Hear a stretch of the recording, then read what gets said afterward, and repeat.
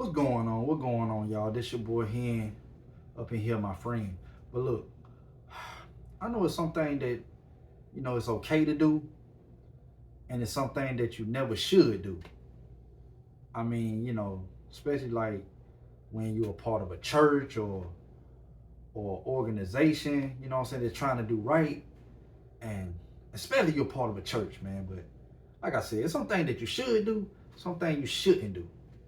And this is a podcast, man. The theme of it is jerseys. With that being said, I just gotta ask all my people out there a question, man. What the hell is this, man? What is this? Man, what in the Eddie Long basketball team is going on here? Man, that's crazy, man. CUM on their jerseys, man. Man, y'all giving jerseys a bad name, man. Come on, man. That was in the 80s, man. And that CUM stand for Christian Universal Ministries. And y'all doing that, man? That's nasty work, man. Y'all got calm on the front of y'all jerseys, man. And y'all a Christian basketball team? Come on, man. A Christian basketball team? Stop it.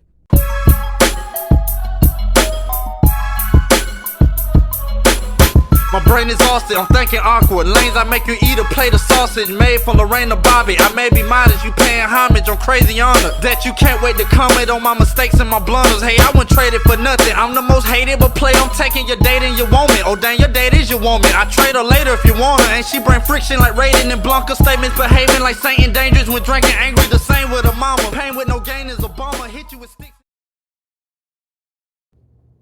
What's going on? What's going on, y'all? This your boy Hen checking in, man. Pull Out Game Podcast, episode 55, man. Y'all know the vibes, man. Y'all know what's going on. Keep the train rolling. Yeah, man. How y'all doing out there, man? Y'all good? I mean, is y'all good out there? Y'all great? Y'all good? Or how y'all feel, man? You know what I'm saying? Pull Out Game Podcast, doing this thing, having fun with this. Like I always say, gotta have some fun with it, man. If you ain't having fun with it, might as well quit. You know what I'm saying? Just stop. Put the pause on. You know what I'm saying? But yeah, man, I'm having fun with this, man. And like I said, man, gotta say it. I appreciate everybody that like, share, subscribe, comment, and all that, man. I appreciate y'all, man. Y'all keep the channel rolling, man. I'm talking about for real, man. Just rolling. And it's been a lot of stuff going on as always. You already know it, man. But I want to ask y'all something, man. How y'all feel? I mean, as a sports head, and just as a, might be, I don't know, a fan of their franchise, but you know what I'm saying, like the Dallas Cowboys. How do y'all feel about Jerry Jones, man? I mean, how do y'all feel about Jerry Jones? I mean, cause Jerry Jones, it seemed like he kidnapping the Cowboys from getting the championship. Like he holding them for ransom and like not allowing them to get a ring. Well, another ring. You know what I'm saying? And I'm like, I don't know, man. Jerry Jones, man, he real stubborn, man. If it don't go his way, y'all Cowboy fans in trouble, man. And you know what, man? I think Texas has the highest rate for like high blood pressure. And not because of the food they eating, not because of certain kind of drama going on in their life with disputes and stuff with the family. I think Texas got the highest rate for like, for blood pressure because of Jerry Jones and them Dallas Cowboys, man. I'm just being honest. Like it I mean, he taking them through a whirlwind, man. Like, he don't want to pay these players like, Michael Parsons, he hesitating on paying him and Dak Prescott, to me ain't the best quarterback in the world at all, but that's all they had. And he didn't want to pay him. They ain't had nobody else to get the money to but Dak Prescott. He didn't want to pay him. And I ain't saying, they paid him like $60 million. And I definitely don't think he deserved that money. Like Dak ain't did nothing. And but they had to pay somebody. They ain't had nobody else. And they paid Dak and they finally paid him and it didn't help. It didn't amount to nothing. You know what I'm saying? They still in that same boat. They still sitting on 4 flats. You know what I'm saying? Still sitting on bricks, man. But that's how Jerry Jones had. And Jerry Jones, he came up, you know what I'm saying? the Arkansas Oil Man. That's what they called him. He the Arkansas Oil Man. And I heard that he flipped a coin to win the Cowboys. Like, he had the money, and I think he gambled with the dude that owned the Cowboys. The dude gambled. He like, I give you the 300,000, or like, or you get the Cowboys or like that. So they flipped the coin, and yeah, dude won the 300,000, and yeah, I don't know. Jerry Jones won the Cowboys. I don't know how they work. I don't know how they work. But I know he ended up winning the Cowboys. I heard he like said he won it through a coin flip. I don't know. But he ended up getting the Cowboys, and them boys were trash, man. Like when he got them boys, man. Like his first season was like 1-15, and them boys ain't do nothing. You know what I'm saying? And Jerry Jones, man, he ever like said he's stubborn. He said it too. Like he get caught in his own way. He want things to go his way. I mean, who do you know that's the owner of the team, the president, and like the general manager, like all in one? He took on all them jobs like that. It's crazy. Like, do you pay yourself? I don't know. Like, but Jerry Jones, man, I mean, Cowboy fans is like, I don't know, man. They were so mad at Jerry Jones when he first got the Cowboys, man. They was like mad at him because they were looking at him like an oil man, which he was. He was more like a businessman, and they had traded away Herschel Walker. You know what I'm saying? And they were like, "What the hell you doing?" And you know what I'm saying? Michael Irvin had just got hurt. And then all they had was Herschel Walker, and Troy Aikman was the rookie. They got rid of Herschel Walker. That's their best offense that besides Michael Irvin. But I don't know, man. That was crazy. But Michael Irvin and Jerry Jones, they close friends, and they doing a talk thing with Michael Parsons, helping with the deal, and you know what I'm saying. I know he doing business ventures with Emmitt Smith. Jerry Jones is, and don't forget Jerry Jones got caught in that little picture. It was like a picture, like when they were doing segregation in the schools, and why they didn't want the blacks to go into the schools, like that, to do the integration, like that, and I don't know what happened with that, man. He was just in the picture for no reason. Like, why were you in the picture? It kind of looked like that Forrest Gump scene when he was like standing out there with the whites while the blacks were going into schools. I don't know, man, but it looked crazy. But I don't know. He said he ain't a racist. I don't know if he is or not. I don't know. So I can't say. I can't say he is. I can't say he ain't. I'm saying? We're just going to leave it where it's at. But Jerry Jones, like I said, he's stubborn, stuck in his way. He get to the point he don't want to pay nobody. And Stephen A. had asked him, like, why don't you pay people from the jump? You can save a lot of money, because in the long run, you end up had to spend more money, because they had to work out a negotiation deal with like Dak Prescott and other players. They worked out a deal later on, and then Jerry Jones had to pay them people like 15, 20, $30 million more than like what he's supposed to pay them. But if he had paid them from the jump, he wouldn't have to pay all that, because they had like a lower deal on the table. But he said he didn't want to do that. He don't like doing stuff like that, because he really want to see, is it worth it? Is it gonna pan out? Is they gonna have injuries later on and all that stuff? So I kind of understand what's going on with that. But I mean, you gotta, I don't know, man. You just gotta pay these people, man, for real though. But look, man, we ain't gonna take that long today. We finna go and get right to it. Like I said, man, I appreciate y'all rocking with me, man, with these jerseys, man. And it been, people coming up to me when I'm out and about a few times, like, oh, you the dude with the jerseys, man. You the dude with the podcast, man. You the pullout game, like. And then one dude, like, he can't never forget that name. The name is so different. So I just appreciate y'all rocking with the boy, and you know what I'm saying, and you know what I'm saying, holding it down, and you know what I'm saying. While I'm on this microphone, I'm gonna give y'all that content, and I'm gonna give y'all what y'all want. Unlike Jerry Jones, what he do to the Dallas Cowboy fan, he never give them what they want. But unless they want a lot of losses, he give them that. But you know what I'm saying, Cowboy fan. I mean, I ain't no Cowboy fan at all, but I do feel bad for y'all though. Like, you know how Jerry Jones got y'all in the chokehold, man. Tell that man get y'all out that chokehold, man. You know what I'm saying? You like that piece of chicken that you ate at a restaurant and it gets stuck down your throat and you go to choking. Somebody gotta give you the Heimlich. Like, yeah, man. Jerry Jones got y'all like that, man. That chicken stuck down your throat, man. Like, somebody need to come through and give y'all the Heimlich and rescue y'all, man. But I don't know. Maybe it'll happen. Maybe it won't. You know what I'm saying? I'm just here to watch. You know what I'm saying? But look, man. I know y'all came for the jerseys today. I know y'all did. I know y'all came for the jerseys. And Pull Out Game Podcast got that, man. Jerry Jones, you need to tighten up. Get them Cowboy fans what they want, man. They hurting over there, man. You know what I'm saying? They ain't been to the Super Bowl until like 29, 30 some years, man. Like, come on, man. What y'all doing? You know what I'm saying? But I know this one dude that I know. He a big Cowboy fan. And he said, the Cowboy, I mean, I hate to say it. I didn't say this. It's somebody I know said this. So don't point at me because I'm not a Cowboy fan. It don't mean that much to me. You know what I'm saying? Like, if they win or lose. But I still watch to see if they going to win or lose, though. But it was a dude, a big Cowboy fan. And he said out his own mouth that the Cowboy Nation ain't going to get no rest and peace. Only time they going to get that rest and peace is when Jerry Jones die. I like, damn, that's crazy. That's crazy, man.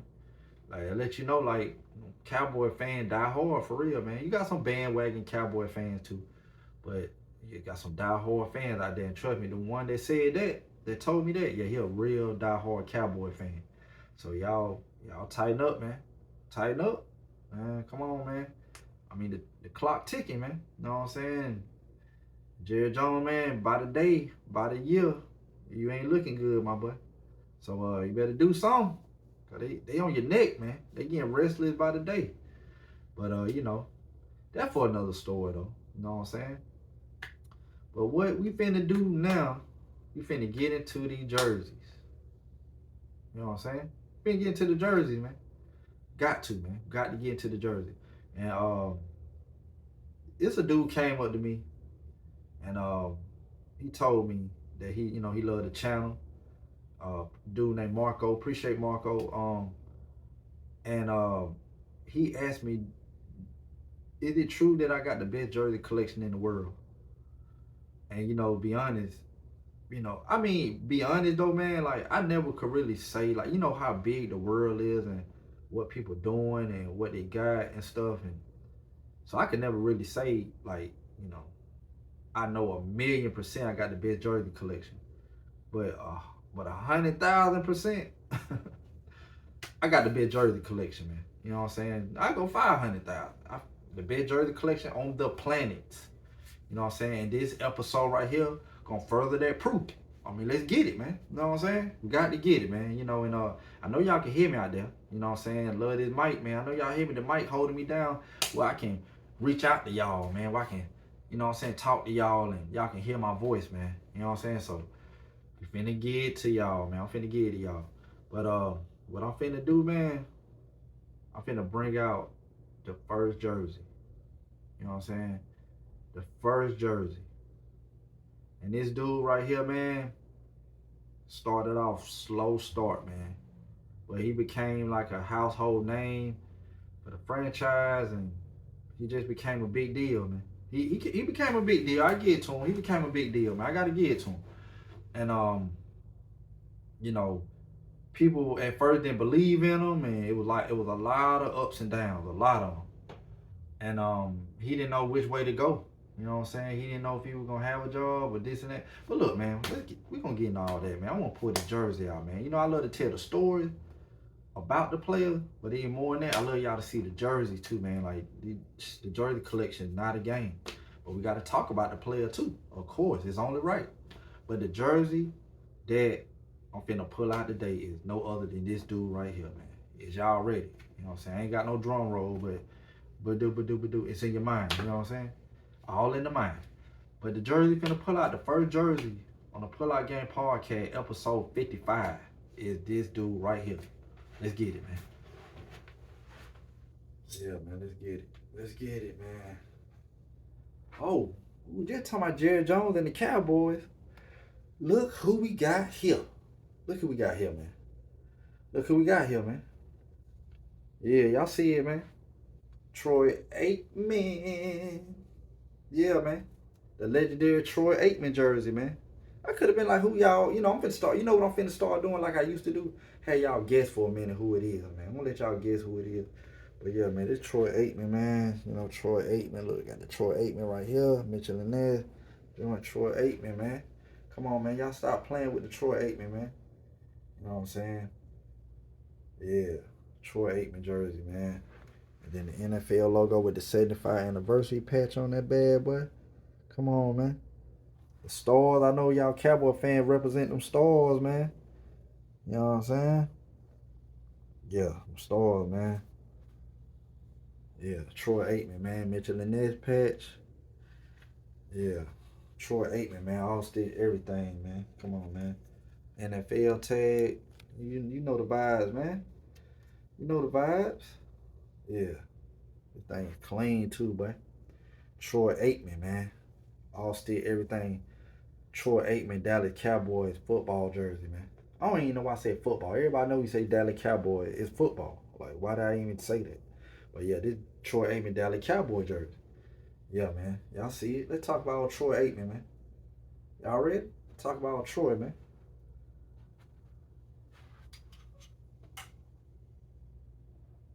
Mm-hmm. Troy Aikman, man. Yeah, there we go. Yeah, man. Troy Aikman, man. Man, born in 1966, man, in West Covina, California. And yeah, he came up, man, and when he first came out, man, well, when he first came out the womb, man, like, his dad thought he was gonna be something. Thought he was gonna be like, some major. And so what happened was, when he was like 5 years old, 4 years old, what I'm saying, Troy Aikman, he'd ride his bike, go over his friend's house, have a regular childhood. You know what I'm saying? Regular childhood. He just mind their business and doing what kids do. You know what I'm saying? Riding bikes and jump roping, playing hopscotch. Way back then they were doing, stuff like that. And yeah, just having fun with his friends, man. And then as he got a little bit older, about 8 years old, 9 years old, his dad changed the game up, man. What his dad did? His dad said, ain't no more leisure time, ain't no more chilling with the friends and just having fun like that. Shit, they end up moving to Oklahoma. And when they moved to Oklahoma, man, like his dad got him into a lot of like farming type stuff. Like Troy wasn't doing no having fun, regular stuff. He was like on a farm, like working on a farm. You know what I'm saying? Like milking cows and tending to the chickens and the sheep and like just farm life, man. Like growing like plants and food and fruits and and like just farm life. And Troy Aikman, he didn't mind doing it, man. He looked up to his dad. He thought his dad was like the toughest, strongest dude. Like that was his superhero. He loved his dad, so he always wanted to help out with his dad though. But as he got older, got into high school, he started wanting to he got in he dabbled into football. And turned out he was good as hell at football. And he progressed, and his name got out there some more, And when the name got out there, man, he got this, got an opportunity to go to Oklahoma, the Sooners College. And yeah, man, he was a quarterback for them boys, and yeah, I think he played like some seasons with the Oklahoma Sooners, and then he played 3 seasons with the Sooners. Yeah, his freshman, sophomore, and junior year, and then after then, you know, he transferred to UCLA. And when he transferred to UCLA, he played his senior year there. And yeah, he did his thing, man. But I don't know, man. Troy Aikman, he got drafted in 1989, and I don't know, man. It was like it was a real toss up on like, was he really gonna be good or what? You know what I'm saying?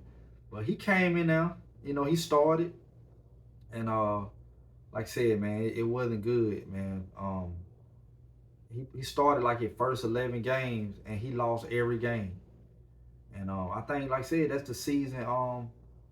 Jerry Jones came in there and yeah, they was 1-15, man.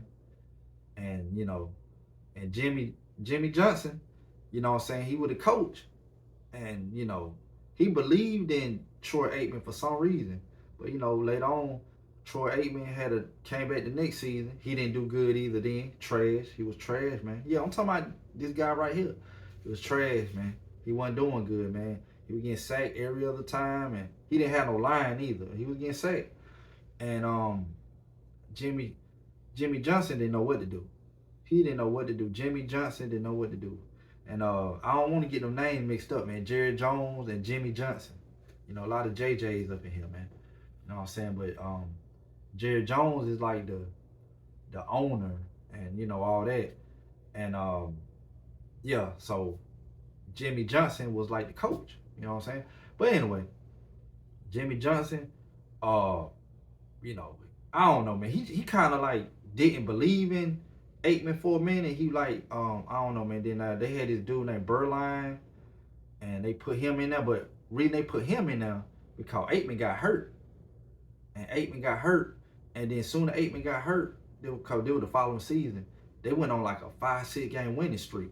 They was on a winning streak, and then Aikman was out, and they ain't had no winning consecutive game winning like that in a while. And when they put the Berline dude in there, yeah, they start winning. Then they were trying to see what Aikman gonna be the starter, was he gonna like still sit out, like what was gonna happen. And then like they went into the playoffs. And when they went into the playoffs, man, Troy Aikman, he came around, he was like, shit, I ain't really hurt no more, I'm good. And then, he felt Jimmy Johnson led him on to think that he gonna start in the playoffs. So the playoffs came around, and when the playoff came around, Jimmy Johnson told Troy Aikman, you still gotta sit down, man. We ain't gonna start you, man. We're gonna go with Berline. And Berline started, he had a trash game. I mean, he had all them good games, the last 5-6 games of the regular season. And then the first game of the playoffs, he froze up, man, like a fresh air popsicle. And he didn't deliver, man. And like the last trash minutes of the game, yeah, they let Aikman in, and that was it, man. Like, Aikman came in, he still didn't do nothing. He kind of devastated how they did him, and then it was a toss up, like which one person which player they gonna pick in there. Is it gonna be Berline? Is it gonna be Aikman? Berline or Aikman? Berline or Aikman? And that when Jerry Jones stepped in, and Jerry Jones like, look, I run this team. I want Troy Aikman to be the quarterback. So really, Jerry Jones is the reason Troy Aikman got up in there. And but hold up, I take that back too though, man, because even before then, this is what I think happened too, man. Okay, like Berline, he was out. Then they put Troy Aikman back in, and then when they put Troy Aikman back in, he had a bad game again. You know what I'm saying? Well, he was toward the last minutes of the game and stuff like that. Then season was over with, and then the season came back the next year, and first game or two, Troy Aikman did not do good, and you were thinking like, damn, man, the coach is not gonna. I don't know. The coach is not gonna believe in him like that. Look where he playing. But the thing was though, Jimmy Johnson pulled him to the side. Jimmy Johnson pulled him to the side. See, JJ throwing me off, but Jimmy Johnson pulled him to the side and said, "Look, man, like I believe in you, man. Let's get this done, man. Let's do this. I know you can do it, man. Let's do it. Let's get it done." And after all the bad games he played, Jimmy Johnson still believed in him. And by Troy Aikman knowing he been playing all these bad games, and my coach still believe in me, man, it sparked a fire up under him, man. You know what I'm saying? That's when, Jimmy Jones said like, man, I mean not Jimmy Jones, Jerry Jones. Just like I told you, JJ throwing me off. But Jerry Jones, the owner, he was like, yeah, man, I like that bond y'all doing, we're gonna keep him as the quarterback. I want him to be the quarterback when he on out the starter. So after then, man, I mean they've been doing their thing, man. I mean they've been doing their thing, man. They won the Super Bowl '92, and then they won in '93. You know what I'm saying? And in '92, Troy Aikman was the Super Bowl MVP. That was Super Bowl 27. Then they won Super Bowl 28. And then, come on, man. Then like '94, that's the season the 49ers won. You know what I'm saying? When Dion and Jerry Rice and the boy did their thing, man. And and Steve Young, they did their thing. But I mean, what you expect, man? Coming back around again. And then the thing about it though, they fired Jimmy Johnson. They fired that man. The man was doing great. He changed the team around, and he got them boys on one accord, and they fired him. And after they fired him, you know what I'm saying, they hired the coach Barry Switzer. Um, I don't know, man. Barry Switzer, he did his thing too, man. They ended up winning the Super Bowl. Cause like I said, when the 49ers won in '94, uh, Dion with the 49ers, and then right after that, the next season, '95, you know what I'm saying, and they signed him with Dallas, and they won the Super Bowl, '95, '96 season. So yeah, they won the Super Bowl. So Troy Aikman ended up getting 3 Super Bowls. You know what I'm saying? They didn't do it like a three-peat, but they won though. And you know what I'm saying? Troy Aikman was a big part of that, man. Troy Aikman hate losing. He hated to lose, man. And he was mad that, Jimmy Johnson didn't understand that he hated losing. He hated it. I mean, he did. He really hated losing. But you know, Troy Aikman, did his thing. And yeah, man, like I said, he won Super Bowl MVPs and I mean, he went on to be a great player, man. You know what I'm saying? But he played like 12 or 13 seasons, man. And Troy Aikman, he like a quiet, down to earth dude, man. And he ended up making the Hall of Fame. And I mean, that's Troy Aikman, man. I mean, what else you want me to say? But what else I'm finna do? Finna pull out this jersey again for y'all, man. I got y'all, man. Come on. Troy Aikman, man. Troy Aikman, man. All still everything Dallas Cowboy jersey, man. Y'all see it, man. Y'all see the vibes, man. Yeah. There we go. Yeah, Troy Aikman, all still everything, man. Yeah, the Troy Aikman, man. Y'all stop playing. Troy Aikman. Yeah, man. Yep, Cowboys, 75 anniversary pack, NFL logo. You see the vibes, man. Yeah, man. Troy Aikman, man. That's Troy Aikman.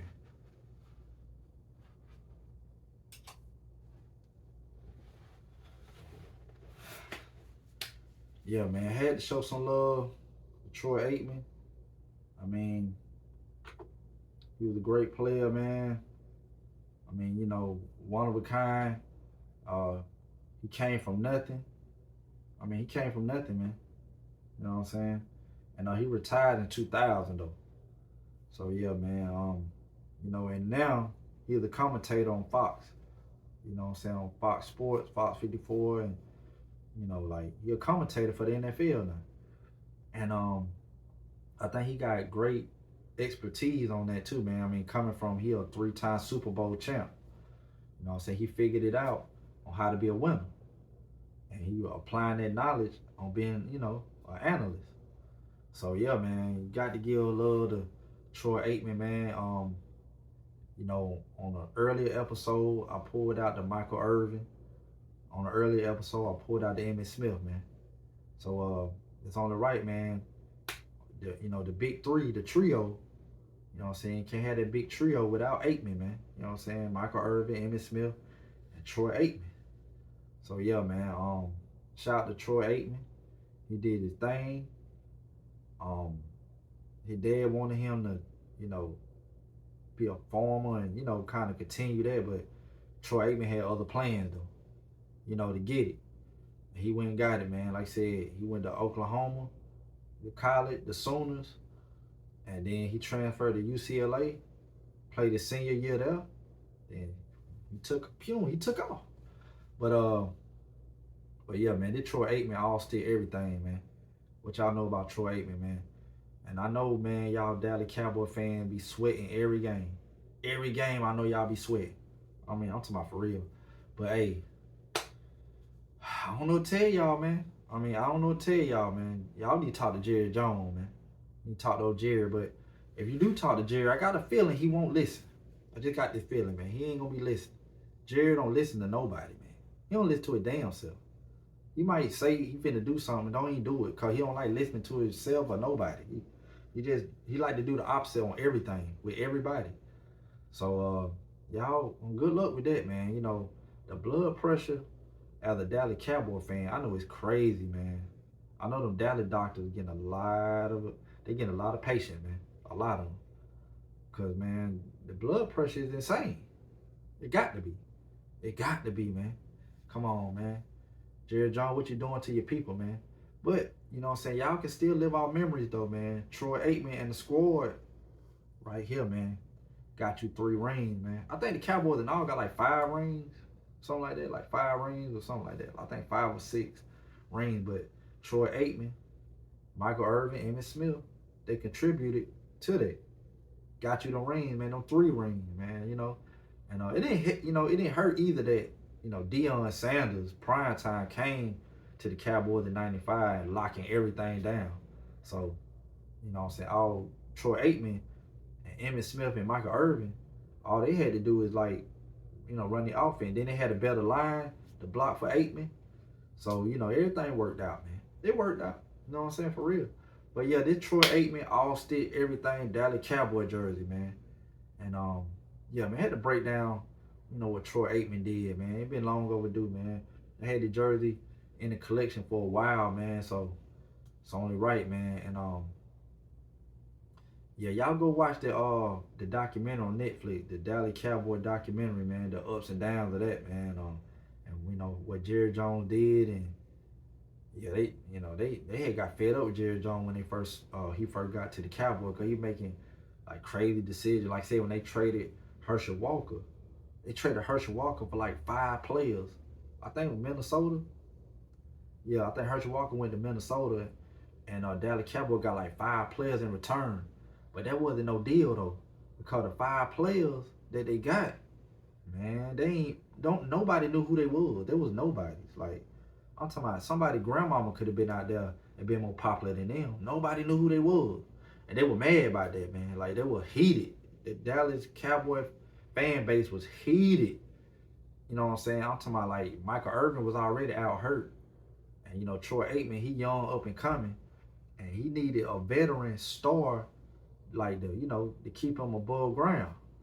And, Michael Irvin was hurt. And all they had was, come on, man, Herschel Walker. Y'all trade him off? Man, come on, man. That was crazy. But Troy Aikman, though, he figured it out over the years, though, man. He figured it out, man. But, I mean, 1990, 89, 1990, man, had a 1-15 record, though. That's crazy business, though. Like, man, them boys came a long way. 1-15, though. Play 16 games and you lost 15? Come on, bud. But, that would make the story even great when they won these 3 rings, though. You know what I'm saying? So, 92, 93, and 95. You know what I'm saying? So, shout out to them boys, man. Even though I can't stand the Cowboy. No, no, for real, I ain't no Cowboy fan at all. But, I still had the jerseys, man. Like, I recognize greatness. I told you that, man. I'm not biased. You know what I'm saying? Like, I'm not just going to play favoritism and or have some hatred toward the player. If they great, they deserve to be on the Pull Out Game podcast, man. You know what I'm saying? So, I got to show love, man. You know what I'm saying? Even to my favorite players, or to people that, I never rooted for, but I knew they were great. This greatness, though. So you got to root for these boys, man. You got to rock with these boys, man. You know what I'm saying? Greatness is greatness. I never deny that. But yeah, look, man, this Troy Aikman, all stick everything Dallas Cowboy jersey, man. You know what I'm saying? And I appreciate y'all holding it down with me, man. This segment 1. And we'll be back. I'll be back. Y'all hold that thing down, man. Pull Out Game Podcast, episode 55 in effect. You better know it.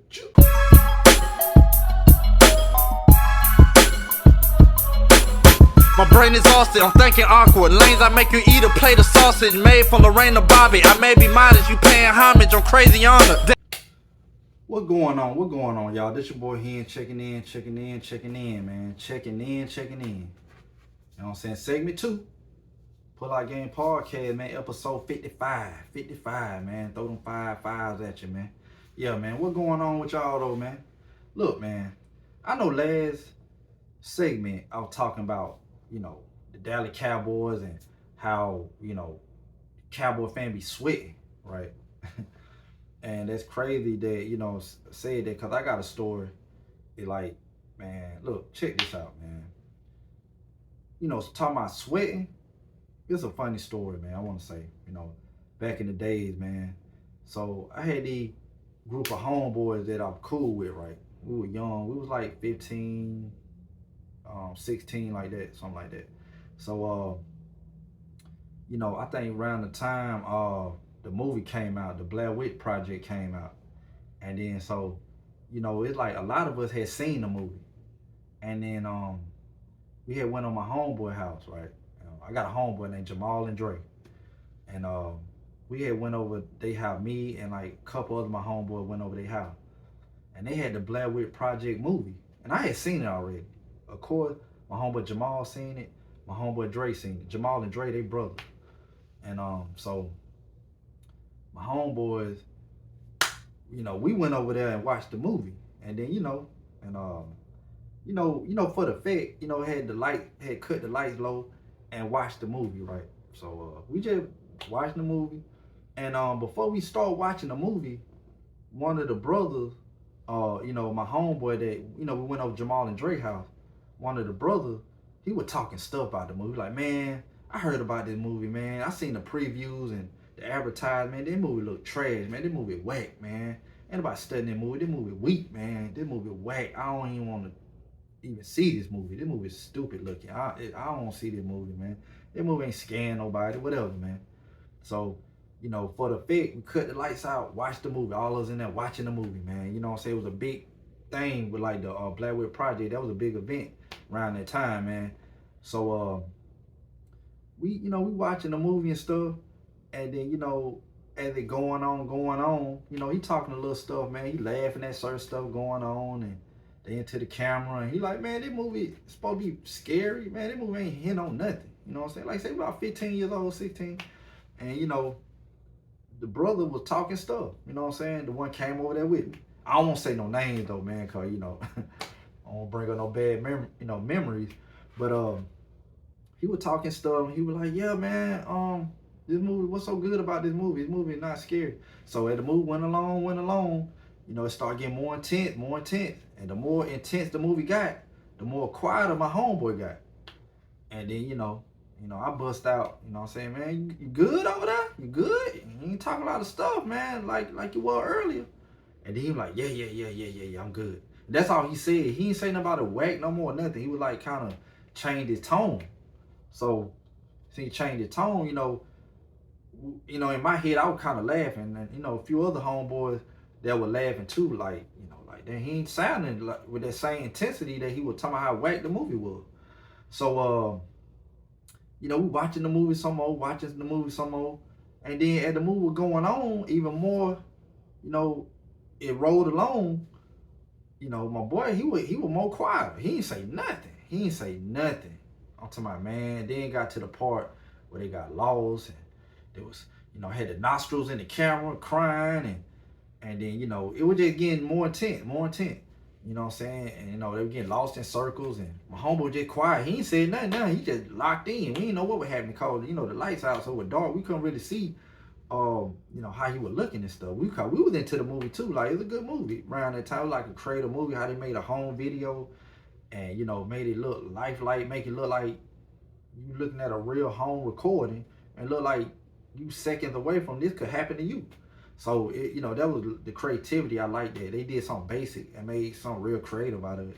But So it looked real. You know what I'm saying? It looked like the home video camcorder back in the 90s, in the 80s.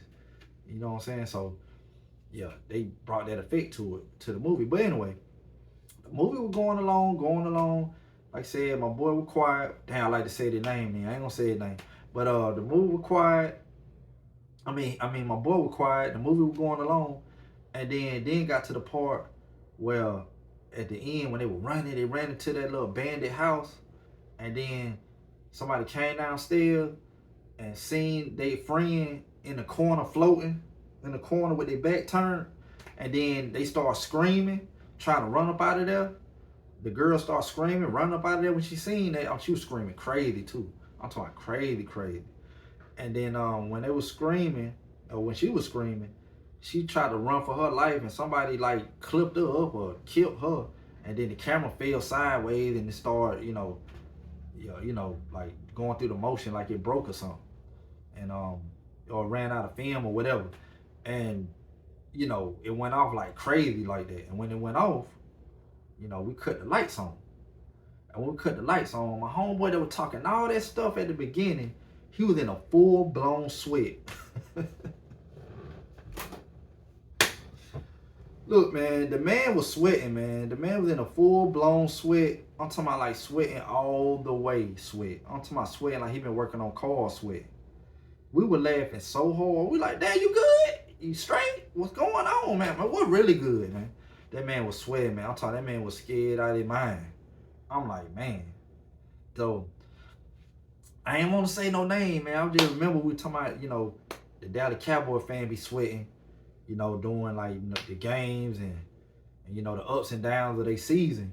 And I just think about, I remember a situation like that, man. Like, dude was sweating, man. Like, he was sweating bad.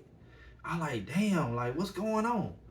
But hey, it's what it is, man. A little funny moment that I remember. You know what I'm saying? But sometimes, man, you gotta watch the whole thing through, man. Sometimes you can't judge a book by its cover, or judge a movie cover. You know what I'm saying? You can't judge the movie cover. You know what I'm saying? But yeah, Blair Witch, man, got the best of my boy, man. That was crazy, man. Man was sweating, man. I'm talking about, I thought he just jumped out of a swimming pool, man. I thought he just jumped out of a lake or something, man. I don't know. The dude was sweating, man. I'm talking about for real. But look, man, we ain't gonna get in all that, man. Let's get away from the sweating and the panicking. And I want to talk about this next jersey I'm finna pull out. The next jersey I'm finna pull out, man. All stitch, everything, man. This dude you heard about, but you probably ain't heard about him on this team though. You know what I'm saying? You probably haven't. I don't know if you have. You know what I'm saying? Y'all be the judge of what y'all heard or what y'all know. But this a rare jersey right here. When I tell you this jersey is rare, rare. I'm talking about rare, man. I'm talking about rare. They got them 5,000 stakes. I'm talking about rare, man. I'm talking about rare. Rare than a $4,000 bill. Rare, man.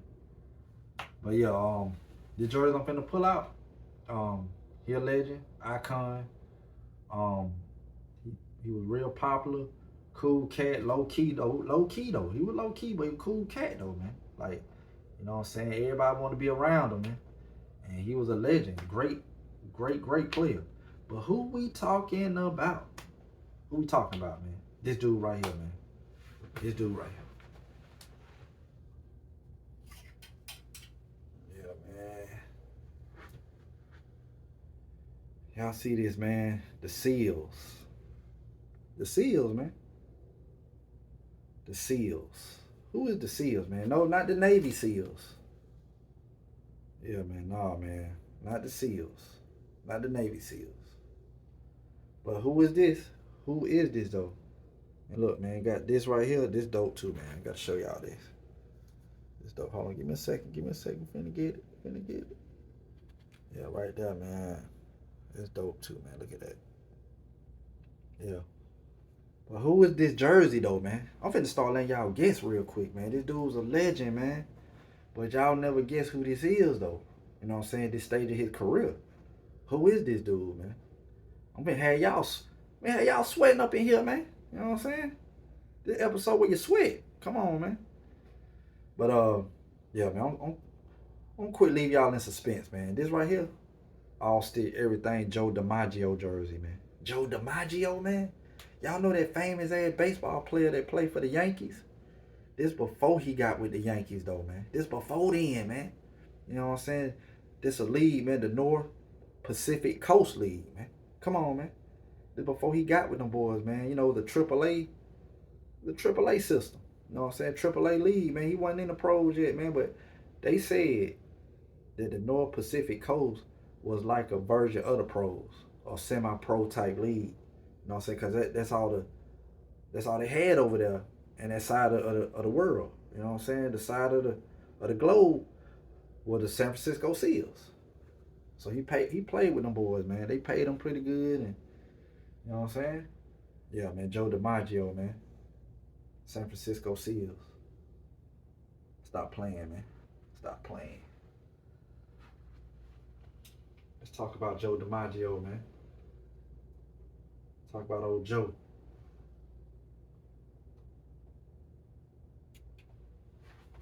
Yeah, man.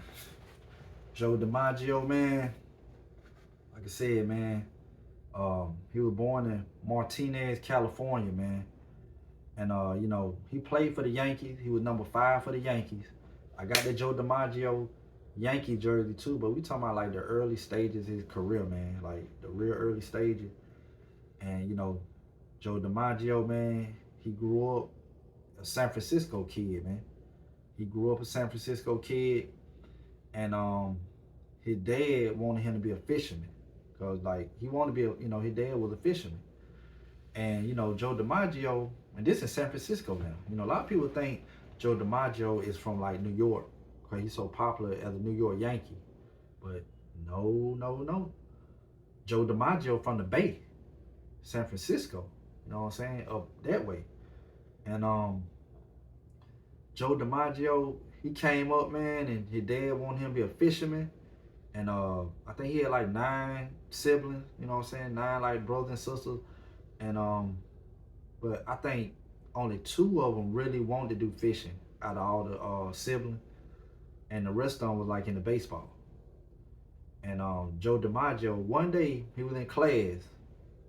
It was one day he was in class, and one of the teachers said like something insulting to him, something real bad about him, and you know, picking on him.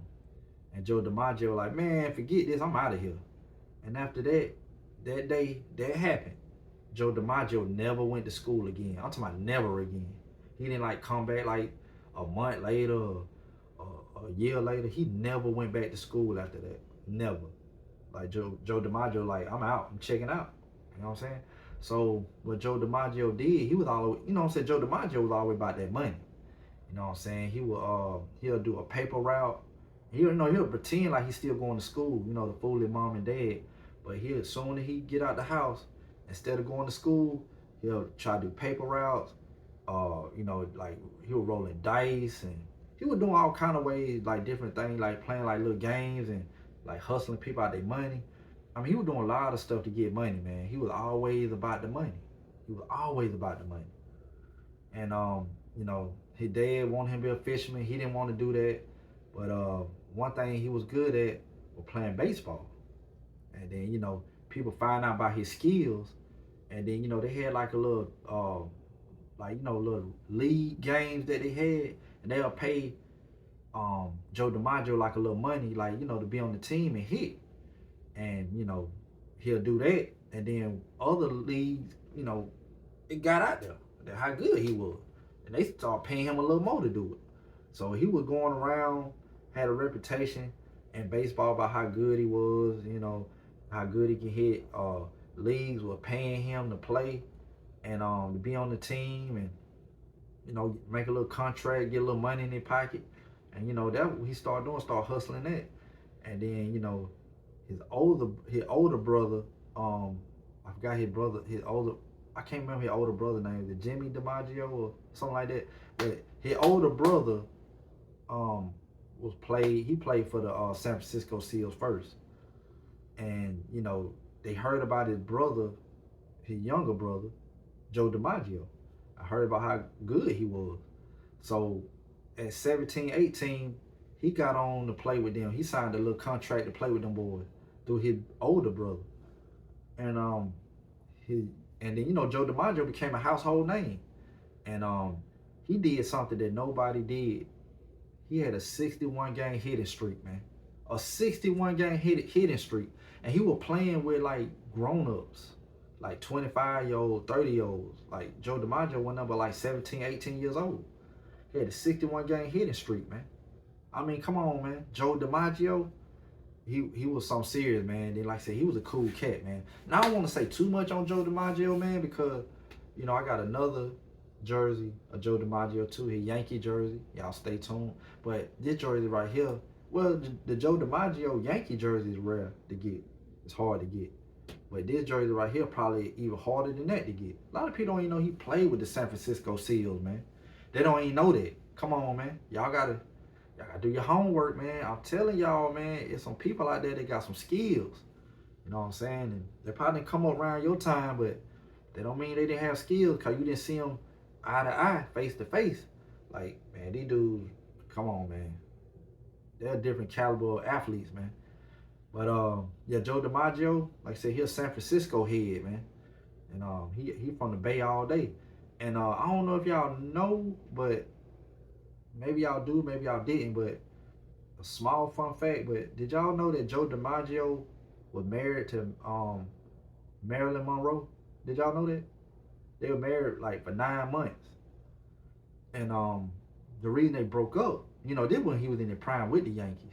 We'll, research it back again, and I pull out that Joe DiMaggio Yankees jersey whenever I pull it out. You just never know when. It could be next week. It could be 8 weeks from now.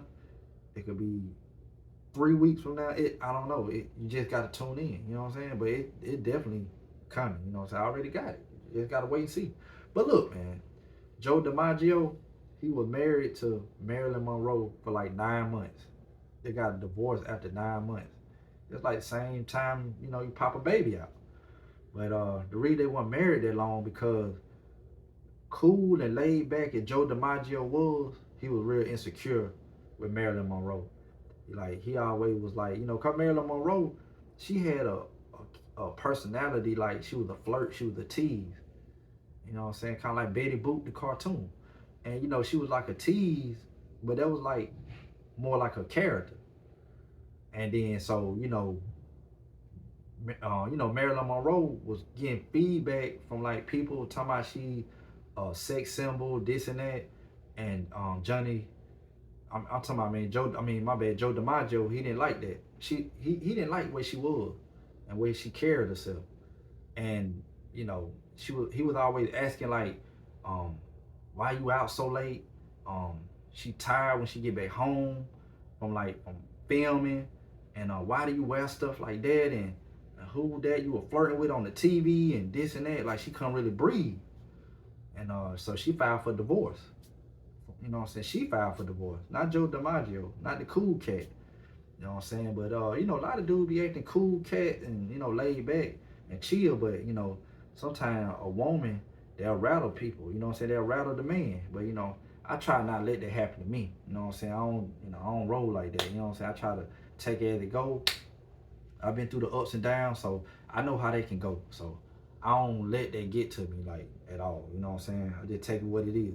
But Joe DiMaggio, he was married to a big time figure. You know what I'm saying? Marilyn Monroe at the time don't get no bigger than that. And he just couldn't handle the pressure. You know what I'm saying? He had a little insecurities on how she was moving. And and come to find out she was dating, the president, JFK, the Kennedy brothers and all that too. So I don't know if that happened before or after. I think that happened after Joe DiMaggio. But yeah, he just didn't like the way she was moving. He just didn't trust her. He thought she might be cheating. I don't know. So yeah, that didn't last long. But Joe DiMaggio, man, he's a cool cat. He's Italian. And Italian dude, and he loved beer, you know what I'm saying? He loved like Budweiser. He was a big Budweiser fan. And yeah, man, Joe DiMaggio, man. But when he got to the Yankees, he handled his business too. We're gonna get to that. But right now we talking about before the Yankee days. We talk about the San Francisco Seals, man. A lot of people don't even know. A lot of people, when they hear Joe DiMaggio, they're like, oh, yeah, that's the Yankees dude. Yeah, he's the Yankees cat. But let's be real, though, man. You know what I'm saying? He repping the Bay all day. San Francisco, man. That's his bread and butter, man. Y'all better stop playing with old Joe, man. But yeah, Joe DiMaggio, man, all stick, everything San Francisco Seals jersey, man. 61 games, not home run, but hitting streak. 61 game hitting streak, man. So, yeah, Joe DiMaggio, man, handling the business, man. But you know, got to show the jersey again, man. You know I got to show the jersey again. Yeah.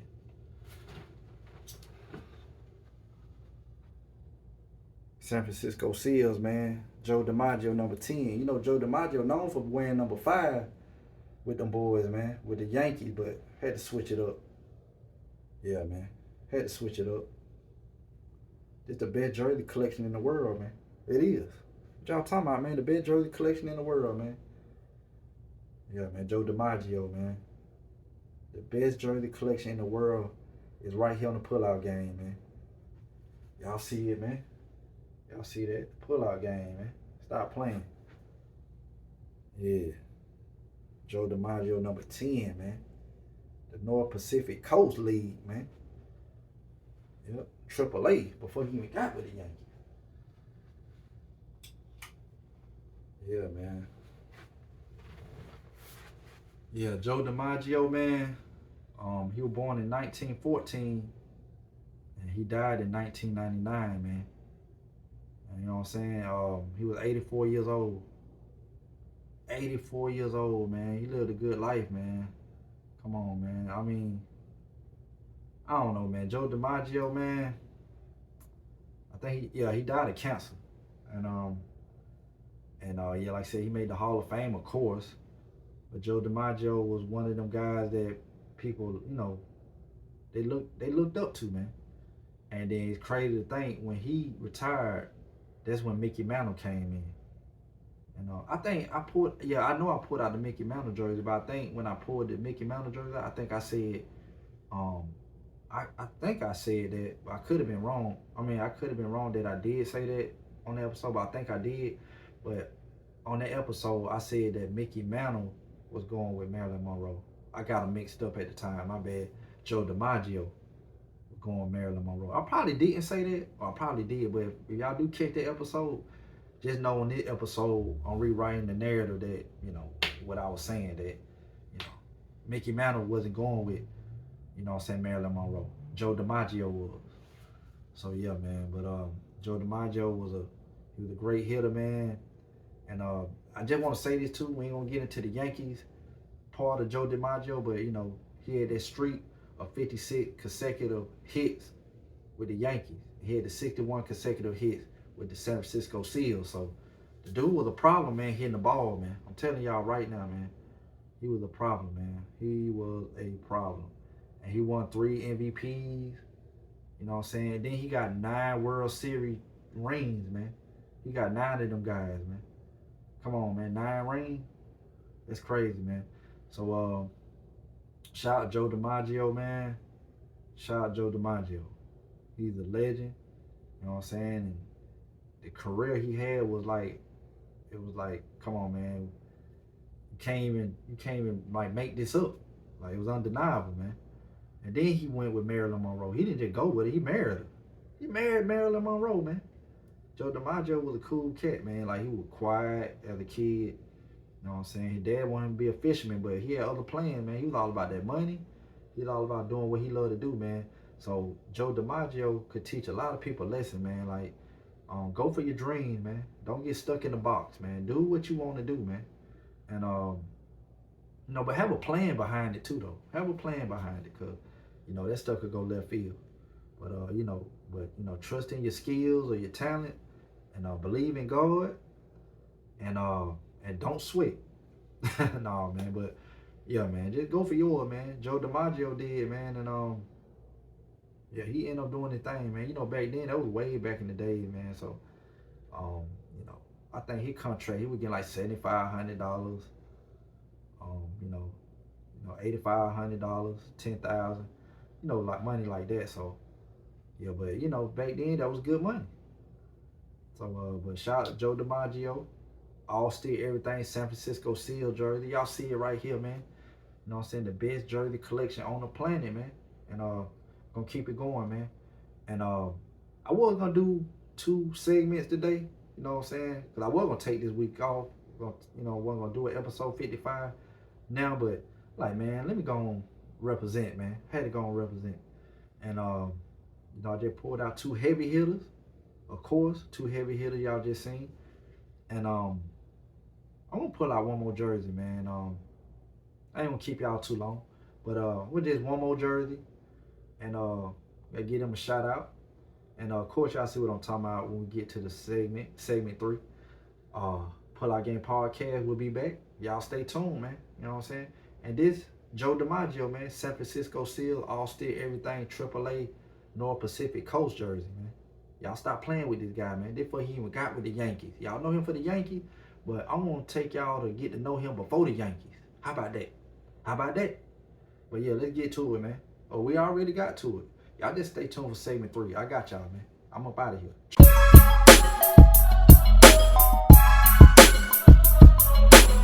My brain exhausted, I'm thinking awkward. Lanes I make you eat a plate of sausage made from Lorraine Bobby. I may be modest, you paying homage on crazy honor. What's good, y'all? What good? What going on, man? This your boy Hen checking on in, back on in.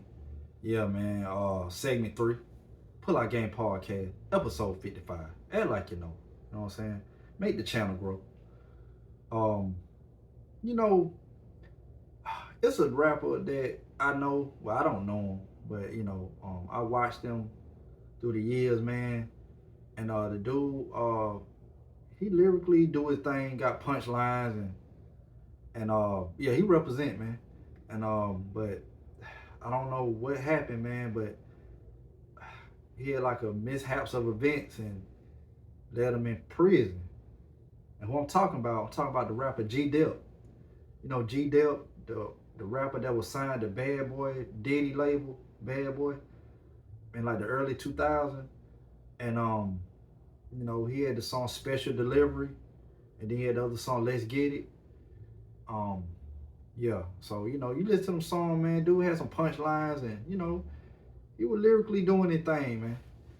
Then after that, he fell back. I don't know if he fell back, but he wasn't in the spotlight no more.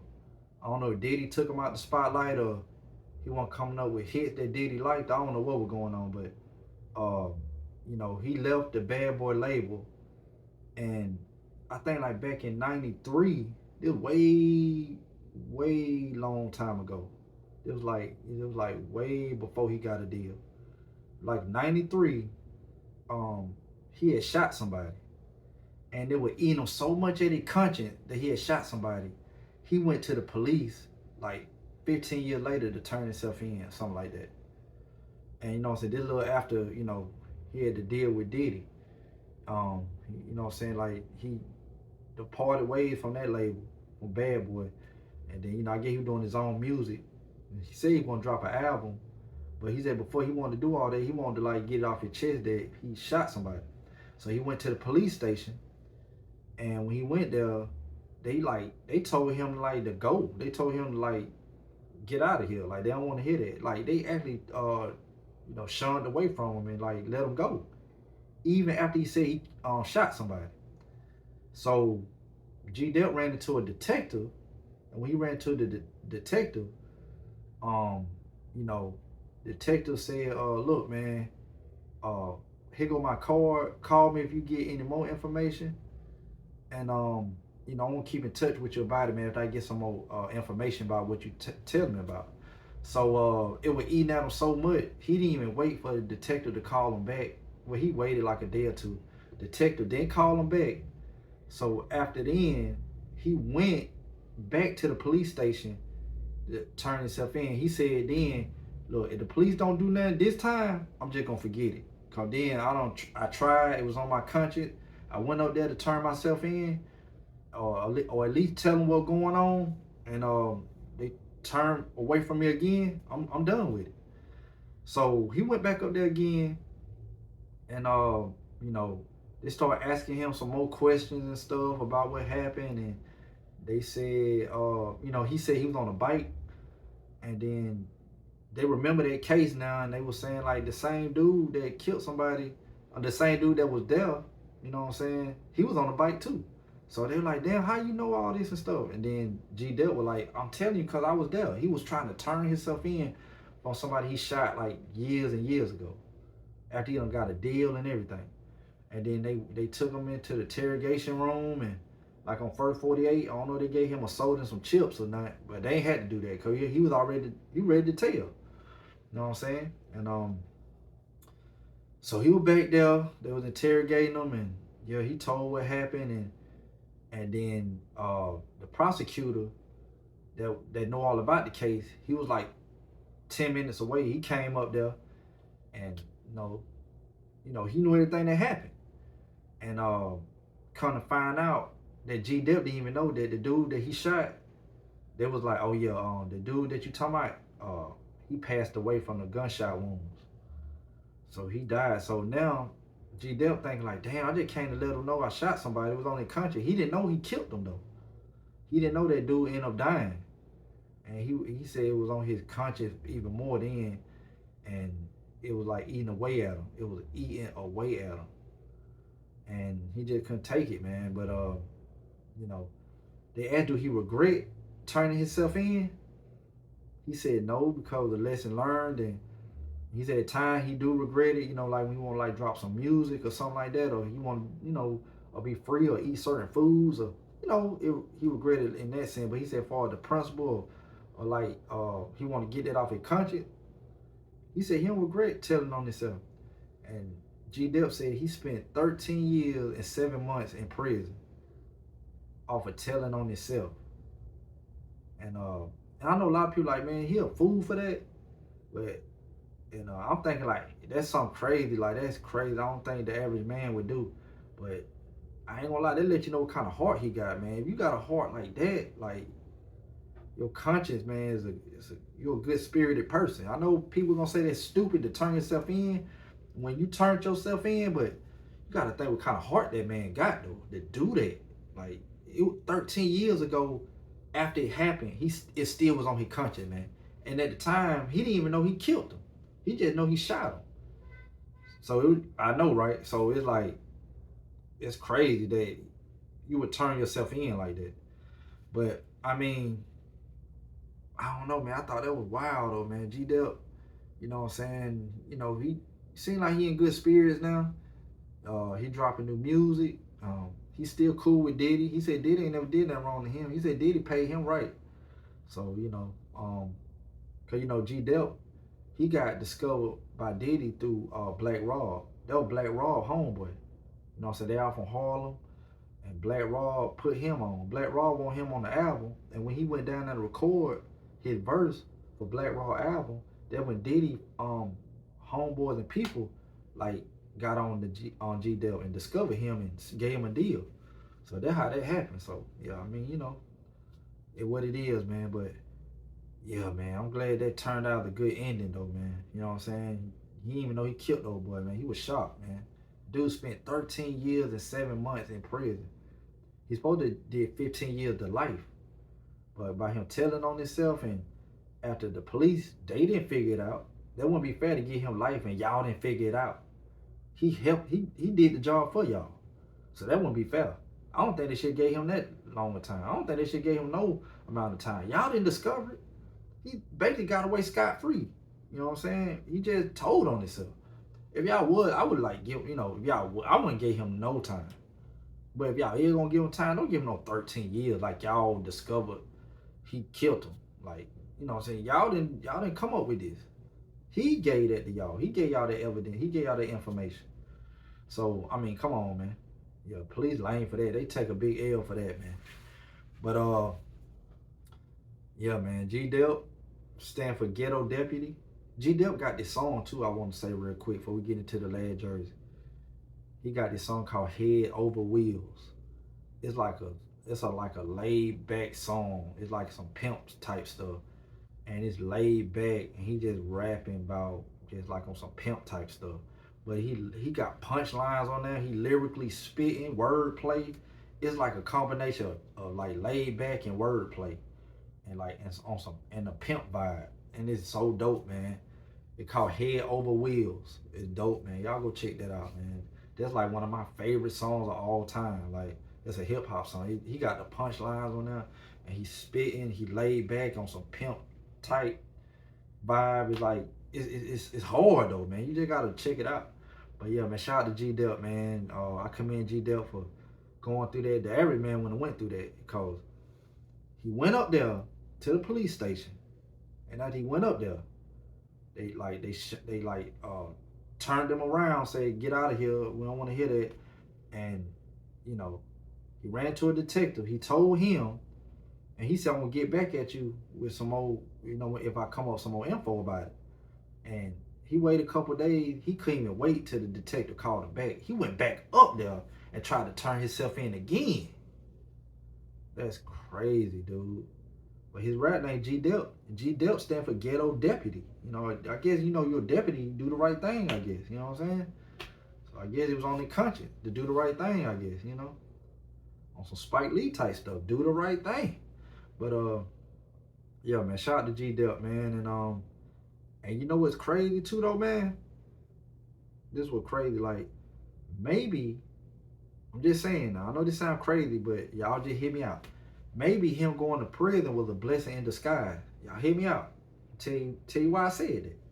Because, you know, around that time, you know what I'm saying, Diddy, he was behind the scene like doing everybody crooked. Everybody.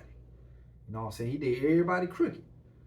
And then, G Dep was with him around that time, and maybe him going to prison, it blocked everything that Diddy would have did to G Dep, as far as like wrong deals, or maybe it might be some baby oil stuff. I don't know.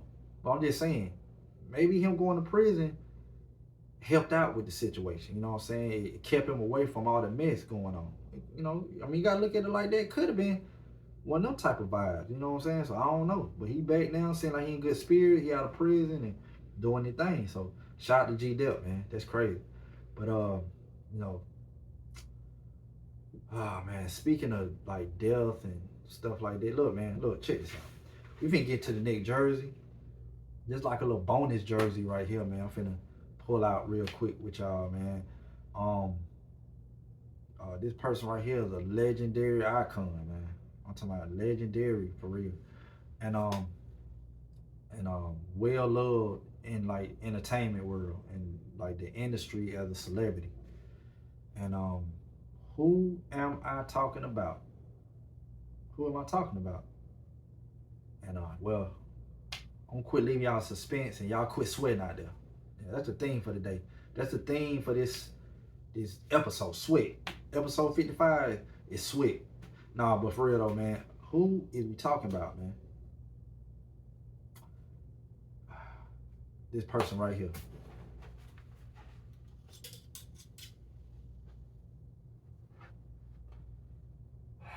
The bricklayers, man. That's a crazy name, bricklayers. I just thought about the name too, called bricklayers. Mean like when you say bricks, that means you missing shots. If you bricklaying, that means you putting up a lot of bricks, a lot of missed shots. But I just thought about that. That's a crazy name, bricklayers. Yeah, but who jersey is this though? Like, man, y'all know who jersey this is? If y'all don't know, they're gonna tell y'all, man. Okay, look, I'm gonna let it sit here a little longer, man. Like let it sink in who this could be. Yeah, but this jersey right here, man, is no other than this female right here, Aaliyah, the singer Aaliyah, man. And look, man, got the MTV logo on here. Why do it got the MTV logo? Because back in 1996, Aaliyah played in a MTV game on TV. And she was part of the team, the Bricklayers. And she actually played the basketball game. And this was her jersey right here. Yep. MTV. They had a rock and jock basketball game. And she was part of Bricklayers. Yeah, man, sad business, man. I know, like, man, it's sad that how she died, man. But she actually played, you know what I'm saying, basketball, man. I don't really have, like, well, we're going to get in all that, what I'm finna say. But yeah, Aaliyah, rest in peace to Aaliyah, man. I hate that she passed the way she did. I hate that she passed, period. You know, so not the way she did, just hate that she passed, period, man. But this Aaliyah, man, all state everything, MTV, rock and jock bricklayer jersey, man. Yep, man. Y'all remember that back in the day, man? They had the game with the celebrities. Now they had the celebrities on ESPN. They got that from MTV, man. Like MTV started that. They gathered up a whole group of celebrities and have them playing the rock and jock basketball game. And Aaliyah played. She played, you know what I'm saying, during this game, and she performed at halftime. So yeah, man. Let's talk about Aaliyah though, man. Oh, Aaliyah, man. What? This Aaliyah all state everything rock and jock MTV basketball jersey, man. Yeah, she didn't get much playing time. You know what I'm saying? But she stepped on the court. I think she got a shot or two. She didn't make it. But the fact she played and bust a little sweat, you know what I'm saying, on the court, you know what I'm saying? But then she performed at halftime. I think she performed that song "If Your Girl Only Knew," and yeah, man, she did a thing out there, man, just having fun, man. You know, matter of fact, y'all could go on MTV. I mean, y'all go on YouTube or whatever, and you know, and watch it. You know what I'm saying? See her on MTV. Um, she was having fun, man, and that plane crash, man. That was sad business, man. That was sad. You know what I'm saying? You know, I think she dropped like 4 albums. I think, you know, first album 94, Age Ain't Nothing But a Number. Then 96, she dropped One in a Million. And then 2001, she dropped, I think she dropped the album Aaliyah. That's when she was working on like the song Rock the Boat and all that. And she died in a plane crash after doing that video. You know, talking about the luggage too much on the plane, and you know, the pilot tried to tell her, but they saying that, you know, her crew wouldn't listen, and you know, and the plane went down. I don't know what happened really. That's what they saying, and and you know, she got a 2002 album. I think that's an album that they put together like verses that she had laying around. They pieced it together, made an album. Uh, I think an album called "I Care for You." So yeah, she got like 4 albums out. You know what I'm saying? Aaliyah, man, I ain't gonna lie, man. That was sad when Aaliyah died, man. Cause like I said, it wasn't too long that Pac had died. It wasn't too long Biggie had died. You know what I'm saying? Big L had died. You know what I'm saying? It wasn't too long Big Pun had died. You know what I'm saying? So it was like, damn, Aaliyah died. And then, you know what I'm saying, around the time the World Trade Center collapsed, the 9/11 situation. It was just a lot going on in 2001 with that too. But like I said, Big and Pac died, and man, that was sad. Big L died, Big Pun. You know, they died different years. You know what I'm saying? 96, one died in 97. You know what I'm saying? One died in 98. One died in like 95, 94. So it's just like, man, around them times, man, just damn, like legendary artists just checking out, man. It's sad though, man. But Leah, she played in the movie Romeo Must Die, and then like a little bit before she died, they filmed that movie Queen of the Damned. She was like a vampire and stuff. Romeo Must Die, like that was a dope movie. I thought that movie pretty good. You know what I'm saying? Yeah, man. Sad business, man. Aaliyah, man. I just want to just give, my props to Aaliyah, man. I pulled out a Aaliyah shirt. I had a Aaliyah shirt rock. I think like episode 52. I rocked the Aaliyah shirt, man, and I rock with Aaliyah, man. You know what I'm saying? I love the song she did with DMX. You know what I'm saying, for the Romeo Must Die soundtrack. That was dope. I am what I am. I be what I be. You know what I'm saying? But yeah, rest in peace to DMX too, man. Rest in peace to Aaliyah. And damn, man, just dying too soon, man. Checking out early, dude. Like just checking out too early, man. You know what I'm saying? Leah, she was like hella young. You know what I'm saying? And she was like 20, her early 20s. It's sad, man. But Yeah, she did play in the Rock and Jock basketball game. You know what I'm saying? To play for the Break Layers. You know what I'm saying? Number 19. And yeah, Aaliyah, man. So what I'm finna do, finna show the jersey again. You know what I'm saying? And this game was on MTV, man. This man had to pull it out. You know what I'm saying? Shout out to Aaliyah. Rest in peace, Aaliyah. We'll start off like that, man. Aaliyah jersey, man. All see everything. See the MTV patch. You know what I'm saying? Had the game playing on MTV. You know what I'm saying? Had a lot of other celebrity too. Yeah, man.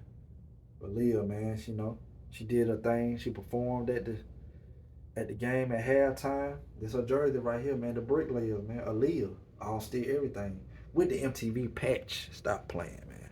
Had to go and pull this out, man. There's a lot of other jerseys I could have pulled out, but I just want to pay respect to Aaliyah, man. You know what I'm saying, real quick. You know what I'm saying? She was, brave enough to get on the court, had enough courage to step on that court. You know what I'm saying? Play basketball.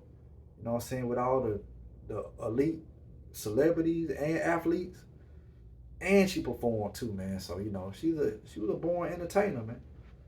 But it's what it is, man. Rest in peace, Aaliyah.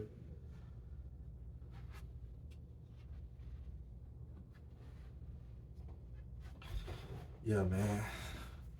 But yeah, this Aaliyah, man. Aaliyah, her last name Harton. Aaliyah Harton or something like that. Aaliyah Harton.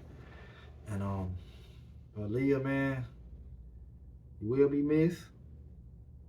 Like I said, I hate that you passed and you left behind a strong legacy with your music and your movies.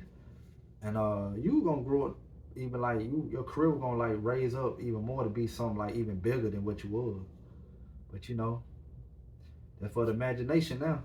To figure out what you would have been, because we can only imagine. You know what I'm saying? But yeah, this Aaliyah, man. I just want to pay respect, man. Like I said, I was just gonna do 2 segments today. Sometimes I'm gonna do 2 segments. Sometimes I'm gonna give y'all 3. You know what I'm saying? It ain't got nothing to do. I'm running out of jerseys or nothing like that. Sometimes I feel like it be fitting for certain episodes. I just hit y'all with 2. Leave y'all guessing for more. Sometimes I'll hit y'all with 3. It just depends though, man. But a lot of times y'all get them 3 segments. You know how I do. But but today it really 2 segments. But now it's a 3rd. I want to pay respect to Aaliyah, man. She stepped on the court, man. She had enough courage to get on that court, man, and have some fun. So yeah, man, this her all stick everything jersey, man. Aaliyah. You know what I'm saying? Shout out to her movie career and her music career. You know what I'm saying? She was a dancer. She did choreography, all that, man. She was all around entertainer, man. Y'all stop playing with Aaliyah, man. You know what I'm saying? And Damon Dash, I know they was kicking it, her and Damon Dash, and as y'all can see, Damon Dash he just, I don't know, man. He just going through a lot, man. I'm just gonna leave that right there. But shout out to Aaliyah, rest in peace, Aaliyah. And yeah, man, I just wanna represent for Aaliyah real quick, man. Pay my respects, you know what I'm saying? Got the Pie shirt on today, man. You know what I'm saying? For real. But yeah, that's all it is, man. You know what I'm saying? Just have a little fun and rest in peace, Aaliyah. You know what I'm saying? And much love to like everybody that I showed today, man. You know what I'm saying? All the players, and you know what I'm saying, what they represented, and what they did for the sport. I mean, come on, man. Okay, yeah. But like I said, man, shout out to everybody, man. Shout out to Aaliyah, Joe DiMaggio, and Troy Aikman. You know what I'm saying? Best believe that. And y'all hold that thing down, man. This episode 55, man, in the books. Pull Out Game Podcast, man. Y'all already know it. I'm up out of here. Drinking angry, the same with a mama. Pain with no gain.